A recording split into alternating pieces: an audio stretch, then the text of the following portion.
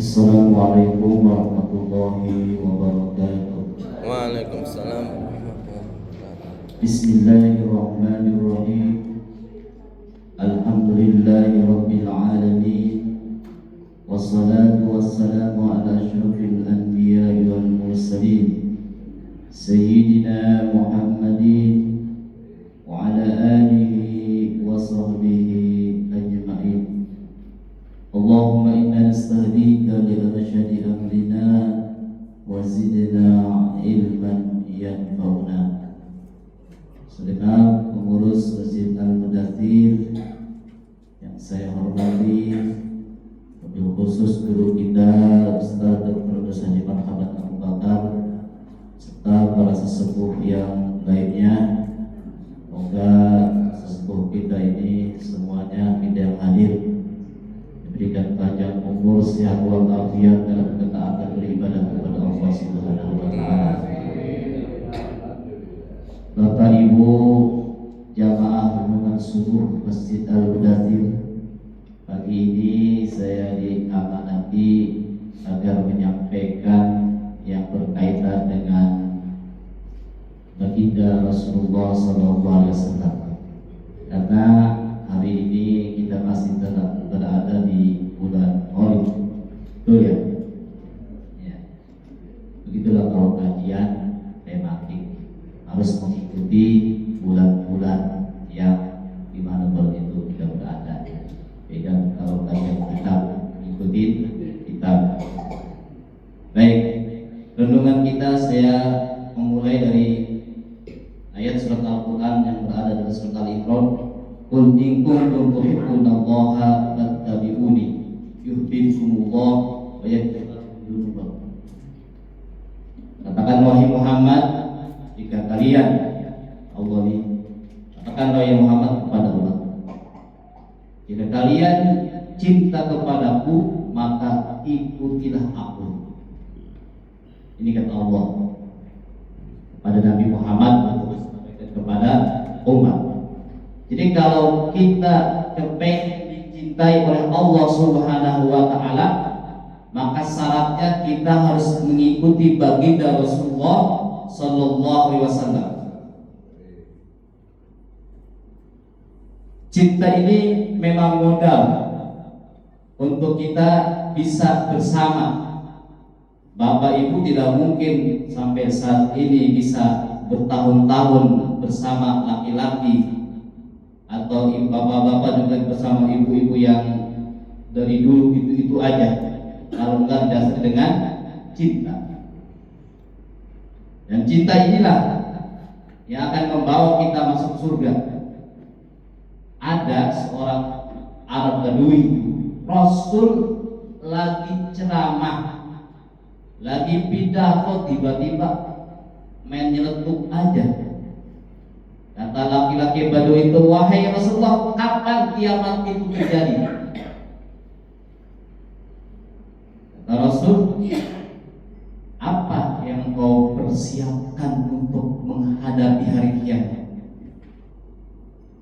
Kata laki-laki itu, saya untuk menghadapi hari kiamat, saya sadari saya bukan tipe orang yang banyak melakukan sholat, artinya sholat sunnah. Bukan tipe orang yang banyak melakukan puasa. Lalu apa yang kau persiapkan untuk hari kiamat? Nanya, kapan hari kiamat? Aku persiapkan untuk menghadapi kiamat hanya cinta kepada engkau wahai Rasulullah. Apa jawaban Rasulullah? Anta ma'aman ahbabta. Engkau akan bersama orang yang engkau cintai. Ya, kalau cintanya kita anak-anak muda nih kepada pemain bola, ya nanti di hari kiamat bersama mereka. Iya, kalau dia masuk surga, kalau neraka kan repot. Kalau cintanya kita kepada anggota DPR yang mengayomi rakyat, segoyang. Ya, kita sama mereka. Nah, kalau kita cintanya kepada Rasulullah, yakin Rasulullah pasti masuk surga, maka kita akan juga ke bawah masuk surga. Maka cintailah ulama. Dengan kita mencintai ulama yang dia cintai para nabi. Itu modal kita masuk surga adalah cinta. Modal kita bersama istri, bersama suami itu karena berdasarkan cinta. Cuma nih yang jadi pertanyaan selanjutnya, bagaimana kita bisa mencintai Rasul? Bagaimana kita bisa mencintai suami, mencintai istri kalau kita tidak mengenal siapa yang kita cintai?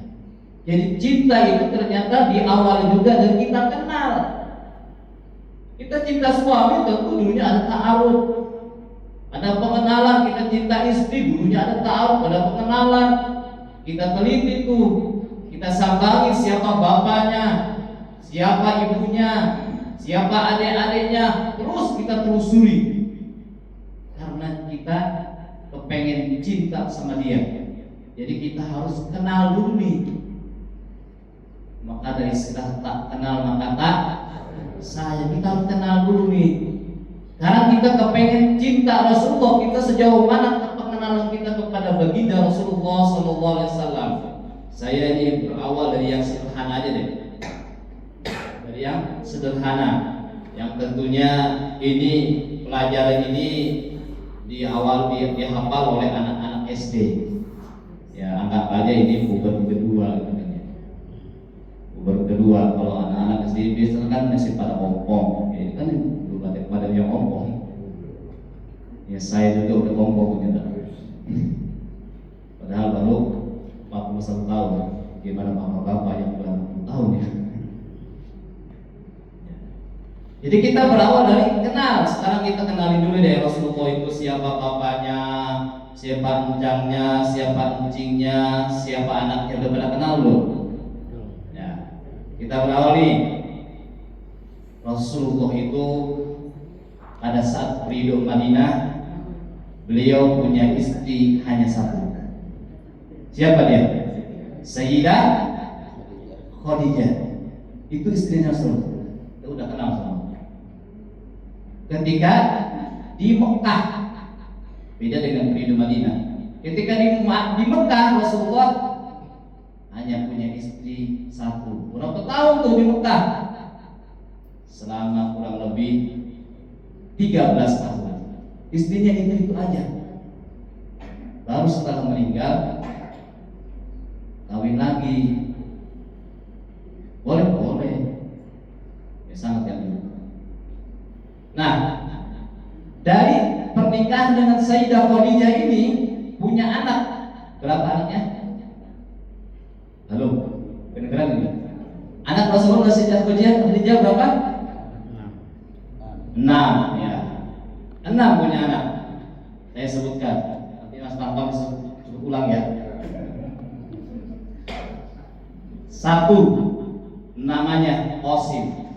Makanya Rasulullah disebutnya Abul Qasim karena anak pertamanya Qasim, laki-laki. Tapi anaknya masih kecil meninggal dunia. Kemudian kedua, anaknya perempuan namanya Sayyidah Zainab. Gampang hafalinnya. Saya kalau Zainab ini ingat istrinya Pak Tamrin. Betul ya? Amrin. Cuma kita sering nyebutnya Zainab. Zainab. Pakai ada nggak? Ibu Zainab ada nggak? Oh nggak ada ya. Ingat kan ya? Anak Rasul yang kedua siapa namanya? Nah, ingat istrinya Pak Amrin. Ini Sayyidah Zainab ini hidup sampai dia dewasa, bahkan sampai menikah, sampai punya anak. Menikah dengan Abu Al-As Al-Rabi, itu suaminya. Dan nikahnya itu sebelum baginda Rasul mendapatkan wahyu yang pertama, jauh.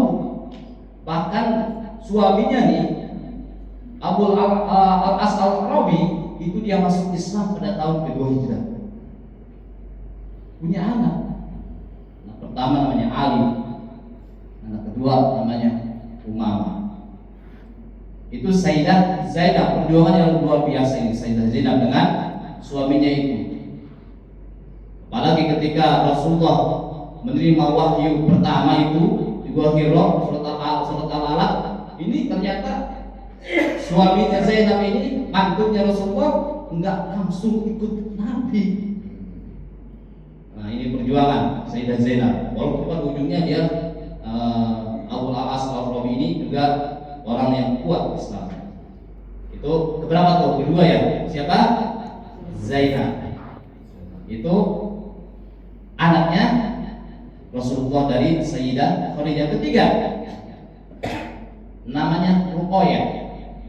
Ruqayyah ini yang kemudian menikah dengan Utsman bin Affan. Setelah Ruqayyah ternyata meninggal dunia, Utsman bin Affan turun ranjang, nikah lagi sama adiknya Ruqayyah, namanya Ummu Kulthum. Udah berapa tuh? 4. 1 Qasim, 2 Zainab, 3 Ruqayyah, 4 Ummu Kulthum. Kemudian anak berikutnya yang kelima itu namanya Fatimah Az-Zahra. Fatimah Az-Zahra yang kemudian menikah dengan Ali bin Abi Thalib, yang ini nanti melahirkan Hasan dan Husain sampai nanti terus sekarang kita masih bisa perhatikan banyak namanya para habaib. Itu dari Hasan dan Husain. Nah, anak yang terakhirnya Rasulullah, yang satu-satunya anak lahir setelah Rasulullah mendapatkan wahyu di Gua Hira, diberi namanya Abdullah.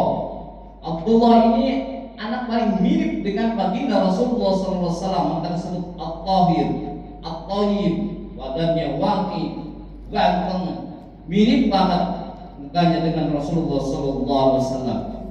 Namun sayang masih kecil banget ini At-Tayyib, atau namanya Abdullah ini meninggal dunia. Laki-laki itu masih kecil meninggal dunia. Karena ini Abdullah ini masih kecil banget meninggal dunia. Dan Sayyidah Khadijah ini sedihnya bukan main ketika Abdullah ini meninggal dunia. 6 tuh ya. 1 Qasim, 2 Zainab, Ruqayyah, Ummu Kulthum, Fatimah, dan Abdullah. Itu anaknya Rasulullah dari Khadijah. Nanti pada Madinah ada 2 hadiah dari Mesir, namanya Maria Qibtiyah, melahirkan anak juga namanya Ibrahim. Masih kecil meninggal dunia juga. Itu Rasulullah ternyata ketika lahir bapaknya sudah nggak ada, kemudian ikut dengan kakeknya, baru 2 tahun ikut dengan kakeknya, meninggal dunia juga. Kemudian ikut dengan pamannya, lama rumahnya dengan paman. Ketika Rasulullah usianya 52 tahun itu meninggal di pusat ya. Itu pamannya juga meninggal dunia. Luar biasa perjuangan Rasulullah. Kita alhamdulillah kita lahir masih melihat ayah dan bunda kita. Rasulullah enggak. Ternyata waktu 51 tahun itu ditinggal juga oleh istrinya Sayyidah Khadijah. Meninggal Sayyidah Khadijah. Bisa tuh ngurus anak, bisa ternyata. Walaupun suami, jangan anggap, jangan sepelekan suami itu juga kuat, bisa ngurusin anak sampai gede tuh. Fatimah Az-Zahra sampai punya anak, Zainab juga, Umi Kulsum, Ruqayyah sampai menikah mereka bisa dengan Rasulullah SAW. Nah, baru ketika Sayyidah Khadijah meninggal dunia, Abu Thalib meninggal dunia, Rasulullah diajak jalan-jalan oleh Allah, dihibur, yaitu melaksanakan Isra dan Mi'raj. Setelah ada perintah sholat 5 waktu. Jadi Sayyidah Khadijah itu dijamin oleh Allah Subhanahu wa taala masuk surga. Modal cinta kepada Rasul, padahal Khadijah enggak sholat 5 waktu. Benar loh. Enggak ada cerita satu pun Khadijah melaksanakan sholat 5 waktu. Puasa Ramadan juga enggak ada. Ya belum. Puasa belum diwajibkan. Puasa di Madinah, sholat juga belum diwajibkan. Belum. Modal cinta kepada Rasulullah, mendampingi Rasulullah, Khadijah itu dijamin masuk surga oleh Allah Subhanahu wa taala. Tuh, kita kenal tuh 6 anaknya Rasulullah. Istrinya Rasul itu ada 11. Jangan tanya kok 11. Kan bukannya kalau umatnya Nabi 4 doang bolehnya. Ini khususnya. Memang pada zaman itu ketika Rasulullah menjadi raja Madinah, itu orang-orang yang sekitarnya, raja-raja sekitarnya, istrinya bisa, kalau nggak ada yang cuma 11 doang, ada sampai 40, 50. Ini saya dapat keterangan ini dari profesor waktu saya kuliah di PTIGS 3 itu. Itu yang namanya kaisar-kaisar, Romawi, Persia, semuanya yang raja-raja yang di sekitaran Arab itu istrinya banyak-banyak. Jadi dikelilingi perempuan itu beneran, bukan hanya kayak tukang sayur. Jadi itu beneran bisa dinikmatin gitu. Itu raja-raja pada zaman Rasulullah hidup. Jadi kalau Rasul itu istrinya 11 itu belum apa-apanya di zaman itu. Nah itu Rasulullah pun 11 pun ketika Sayyidah Khadijah belum meninggal dunia. Kalau kita makanan satu aja benar ya. Siapa tuh yang 11 itu? Siapa yang 11? Hafal nggak ya Bapak Ibu? Ya, Sayyidah Khadijah meninggal satu. Ya, saya secara kafalinnya ya ingat yang ini aja, yang kita kenal dua. Setelah Khadijah, Rasulullah nikah dengan Saudah, satu. Saudah, kemudian dengan Aisyah. Kenal, kita sering mendengar itu Aisyah. Kemudian dengan Hafsah, anak Umar bin Khattab. Kemudian Ummu Habibah, Ummu Salamah. Kemudian dengan saya punya teman di waktu di SD, Zuhairiyah, Zuhairiyah. Kemudian waktu SD saya punya teman namanya Sofia, istrinya Sofia. Kemudian saya punya ponakan si Mun, teman, sebutnya si Mun, namanya Maimunah. Berapa tuh? Ke-8 Maimunah. Kemudian Zainab ada 2, ada Zainab bin Jahsi, ada Zainab bin Huzaimah. Di 10, 11 sama Khadijah, 12 sama Maryam. Itu mah Maryam kan hadiah dari Raja Mesir. Itu istrinya Rasulullah. Mas Muhammad sudah sebutin kan? Saya bilang, ini kalau nggak hafal nih percuma dong saya. Kali Pak Mama bisa nyebutin ulang? Saya sebutin ulang ya. 1, Setelah Khadijah nih, Saudah, Aisyah, Hafsah, Ummu Habibah, Ummu Salamah, Zuhairiyah, Maimunah, Sofia, Zainab lagi. Jadi Zainab itu memang nama populer waktu itu di Arab itu. Nama populer kalau di Sunda Asep. Makanya ada Asep Strawberry, ada reuni Asep. Iya, di Sunda itu ada reuni Asep. Yang namanya Asep, KTP-nya ya, KTP tunjukkan dengan KTP namanya Asep. Ayo kita reunian tiap tahun ada itu akbar bernama Asep di Sunda. Jadi dulu di Arab itu Zainab itu banyak sekali. Tadi kan anaknya Rasulullah namanya Zainab juga. Istrinya ternyata ada dua namanya Zainab juga. Itu luar biasa. Zainab itu. Nah, ya makanya kalau nggak aneh kalau di kalangan ada namanya Zainab juga. Itu sudah jarang ngapain begitu. 11 tuh. Tapi ketika Rasulullah meninggal, sisanya cuma 9. Kata Khadijah dengan Zainab bin Huzaimah itu sudah meninggal duluan. Makanya kita sedang istri Rasulullah 9. Maksud 9 itu ketika Rasulullah meninggal, istri yang masih hidup 9. 2 sudah meninggal dunia. Siapa? Khadijah dan Zainab bin Huzaimah itu sudah meninggal duluan. Apa tuh? Nah, itu kan cuma nyebutin 10 doang tuh. Nyebutin 10 doang. Udah. Anaknya ada 6. Istrinya ada 11. Sekarang kita menginjak selanjutnya, emak dan bapaknya. Kalau kita mengenal emak dan bapaknya bukan hanya nama emak doang, sampai bin-binnya yang disebut oleh para ulama yang sahih itu ada 22. Berapa ini? Lebih berapa? Tadi kan cuma nyebutin 6. Cuma nyebutin 10. Ini 22 nama kita hafal. Ya, jadi kalau belum lulus belum selesai. Belum pada hafal. Jadi Nabi Muhammad itu punya ayah namanya Muhammad bin Abdullah bin Abdul Muttalib bin Hashim bin Abdi Manaf bin Qusay bin Lu'ay bin Ghalib bin Fihr bin Malik bin Nadar bin Kinanah bin Huzaimah bin Mudrikah bin Ilyas bin Mudor bin Nidar bin Ma'ad bin Adnan. Mas Ruki bisa diulang? Itu yang sahih. Nanti kesannya bin Ismail bin Ibrahim bin Tarah bin Adam. Udah pasti kalau bin Adam ya. Makanya kalau kita nih pengen ngedoain seorang, kita tahu nama bapaknya siapa nih? Jangan bin Fulan. Siapa? Bin Adam, karena Adam itu sudah pasti. Kalau bin Fulan memang namanya bapaknya Fulan.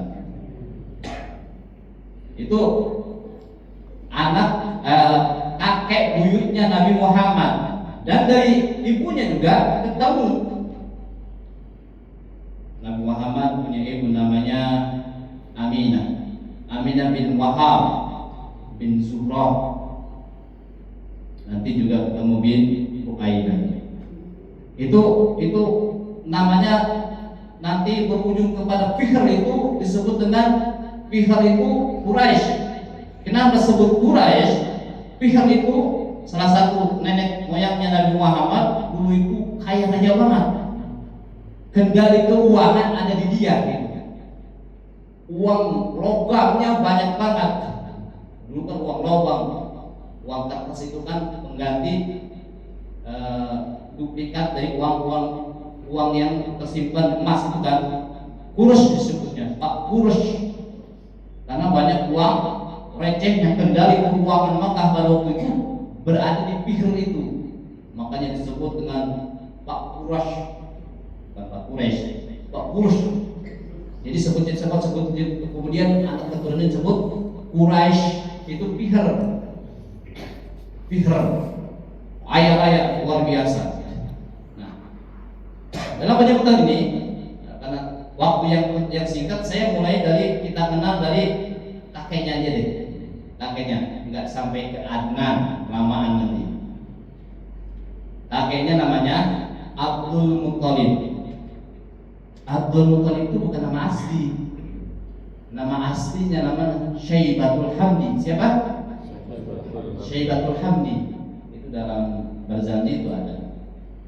Cuma karena Syaibatul Hamdi itu waktu kecilnya digandeng terus, diajak sama saudaranya namanya Muthalib. Maka orang-orang sekitar itu, orang-orang Quraisy itu sudah menyebutnya dengan Abdul Muthalib. Abdul itu bahasa kita pembantu atau namanya orang yang selalu mendampingi. Makanya disebutnya Abdul Muthalib, orang yang selalu mendampingi, membantu Muthalib. Padahal nama aslinya Syaibatul Hamdi. Gede di Mekah, pada awalnya di Madinah, diajak oleh saudaranya ke Mekah, dan dia menjadi orang yang berwibawa di Mekah itu, sehingga menjadi guru kunci Ka'bah. Itu Abdul Muthalib. Jadi guru kunci Ka'bah dan menjadi pimpinan dari pimpinannya Quraisy. Tapi ketika awal-awal menikah dia punya anak perempuan dulu. Waktu itu kalau punya anak perempuan aib, kadang nggak bisa diajak perang. Perempuan lagi, sampai ketika dia punya anak banyak tapi perempuan lagi, ada yang laki, ada meninggal, sampai dia belajar seperti ini. Kalau saya punya anak laki-laki 10, saya akan kurbankan. Begitu kata Abdul Muthalib. Ini sama juga dengan kisahnya Nabi Ibrahim alaihissalam. Ketika belum punya anak, kan Nabi Ibrahim itu kalau kurban ratusan ekor unta. Orang memujinya, wah Ibrahim luar biasa. Apa kata Nabi Ibrahim? Jangankan kambing, jangankan unta, andai saya punya anak, bulu-bulu jatuh itu masih korbannya. Andai saya punya anak, saya akan kurbankan anak saya. Sama ternyata Abdul Muthalib. Andai saya punya anak laki-laki 10, akan saya kurbankan salah satunya. Terjadi. Makanya nanti Nabi Muhammad, ayahnya Nabi Muhammad, Abdullah, Nabi Muhammad ya, disebutnya dengan Ibnul Dabihain, 2 laki-laki, anak dari 2 orang yang akan disembelih. Bahkan sudah ini pasang di sini Ismail bukannya.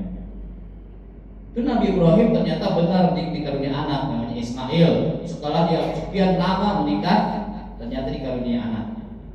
Makanya Allah tagih, ya Ibrahim, ufi binadrik, tunaikan nadarmu. Nah, ini yang benar tuh. Nabi Ismail mau disembelih. Ternyata ini pun terjadi sama Abdul Muthalib. Ketika dia sudah bernazar kalau punya anak 10 laki-laki, 1 akan saya sembelih, akan saya kurbankan. Benar tuh. Lahir anaknya genap 10. Nadar pada waktu itu kalau nggak ditunaikan bisa repot, bisa kejadian sesuatu hal yang tidak diinginkan. Akhirnya kumpulin tuh anak-anaknya, wahai anak-anak laki-laki, mari sini. Abah ini sudah bernazar. Kalau Abah punya anak 10, gede semua seperti kalian ini, akan Abah sembelih, akan Abah kurbankan. Akhirnya dikocok tuh anaknya di depan anak-anaknya, masukin semua, pas dikocok keluar Abdullah. Mana Abdullah, anak kesayangannya lagi, ganteng, luar biasa. Dalam hatinya, kenapa enggak Abu Lahab aja yang keluar? Yang keluar Abdullah. Ya mau nggak mau, karena ini sudah kesepakatan bersama anak-anaknya, dia harus disembelih, didandangin, kemudian digiring ke depan Ka'bah, dikumpulin orang-orang banyak. Nih, anak saya akan saya sembelih. Karena saya bernazar kalau saya punya anak 10 laki-laki, 1 akan saya sembelih. Nah akhirnya ada yang protes. Woi Abdul Muthalib, ngapain kau membuat ajaran baru? Yang ada di tradisi kita saat ini, anak perempuan yang dibunuh. engkau kan pimpinan Quraisy, kenapa anak laki-laki kau bunuh? Nanti jadi ajaran baru, repot ini. Diprotes oleh pimpinan Quraisy yang lainnya. Akhirnya diusulin tuh, begini aja Abu Thalib, kau jangan sembarangan mau menyembelih anakmu. Laki-laki itu kan, laki-laki itu.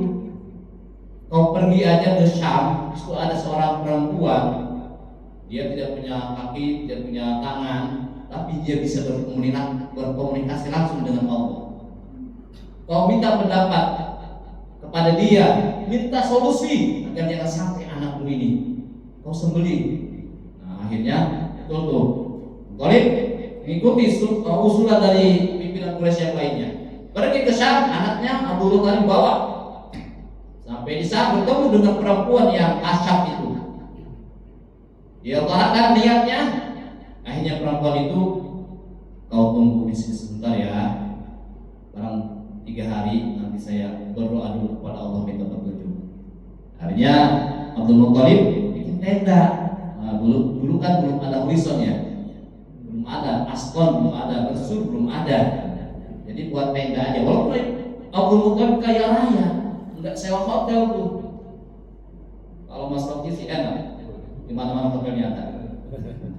Mas Rocky ya, nggak perlu sewa hotel. Ke Padang ada hotelnya, ke Jawa ada hotelnya. Itu bikin tenda sampai sudah beberapa hari, akhirnya dipanggil tuh Abdul Muthalib sama Abdullah.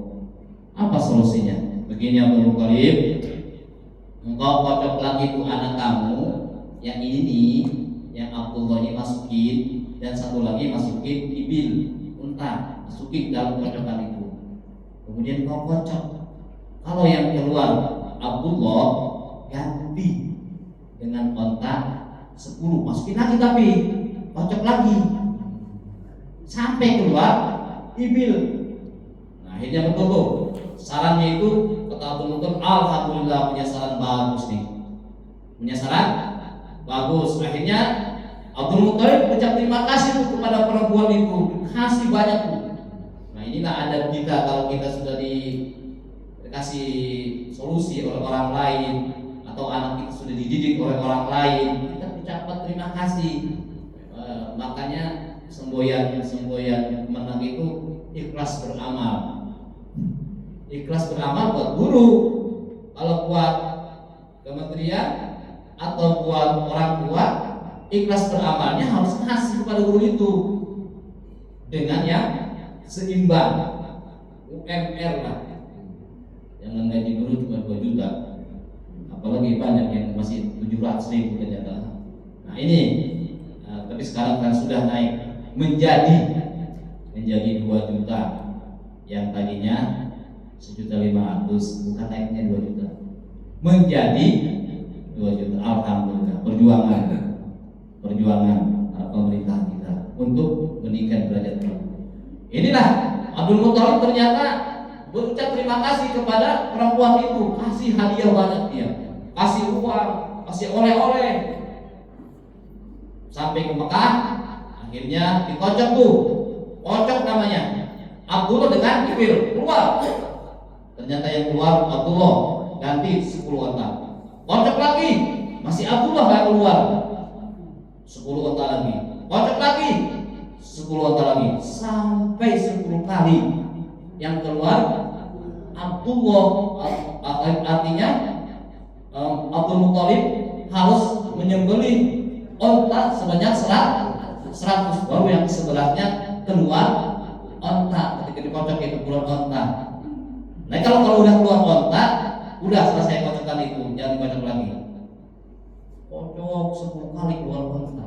Setiap satu keluar Abdullah, setiap satu keluar harus menyembelih 10 ekor onta. Akhirnya Abdul Muthalib menyembelih 100 ekor unta. Apa itu? Sampai orang-orang semuanya kebagian daging unta. Ternyata alhamdulillah di situ Abdullah selamat. Gantengnya luar biasa. Tapi ketika sudah menikah dengan Aminah, kegantengannya itu mudah. Perempuan-perempuan yang ternyata stres karena Abdullah nikah dengan Aminah, ketika sudah menikah dengan Aminah, kok gantengnya hilang, cahayanya di wajahnya itu hilang, pindah ke Siti Aminah. Dan akhirnya tanggal 12 Rabiul Awal tahun gajah lahirnya baginda kita Nabi Muhammad SAW. Nah, sudah lahir ya, sudah sampai sini aja. Ya, nanti kalau itu urusan semuanya, kalau semua nggak habis, udah lahir kan ya, Nabi Muhammadnya sudah lahir kan, sudah cerita kelahiran Nabi Muhammad sudah lahir ya, udah. Assalamualaikum warahmatullahi wabarakatuh. Assalamualaikum. Terima kasih